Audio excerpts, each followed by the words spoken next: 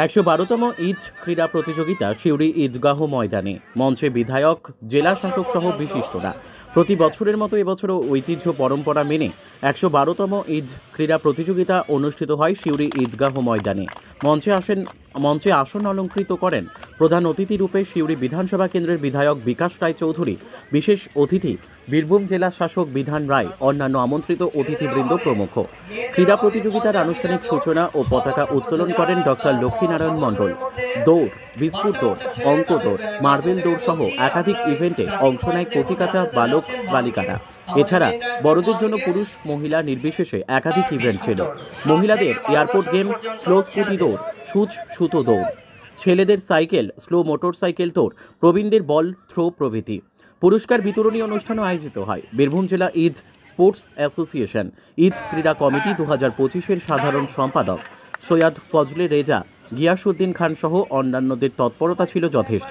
জানা যায়, এবার কমিটির সভাপতি পদে টুলু মণ্ডল, কার্যকরী সভাপতি কাজী ফরজউদ্দিন, সহসভাপতি মোহাম্মদ তারিক ও মরিয়ম খাতুন ছিলেন।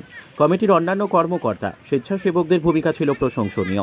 ঈদ ক্রীড়া প্রতিযোগিতা উপলক্ষে এবারও সত্য সাই সেবা সংস্থা সিউড়ি সমিতির পক্ষ থেকে সকলের জন্য বাতাসা ও পানীয় জলের ব্যবস্থা করা হয়।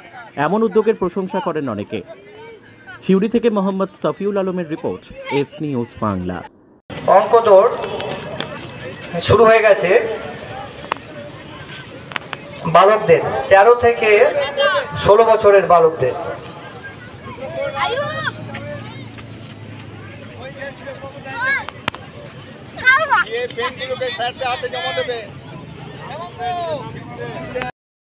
বিস্কুট দৌড় 7 থেকে 12 বছর পর্যন্ত ছেলেদের।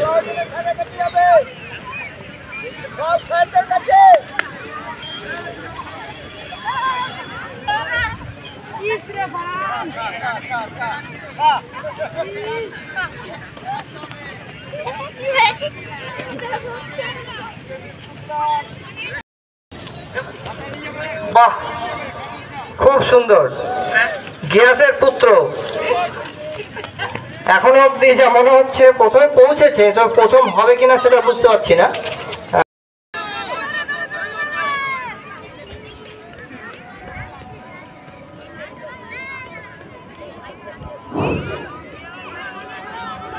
দ্বিতীয় ইভেন্ট একেবারে শেষের দিকে। বাহ, সুন্দর।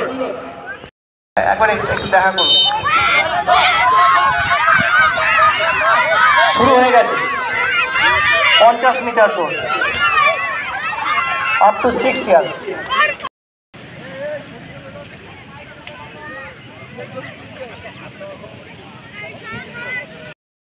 মোহাম্মদ আরস থার্ড,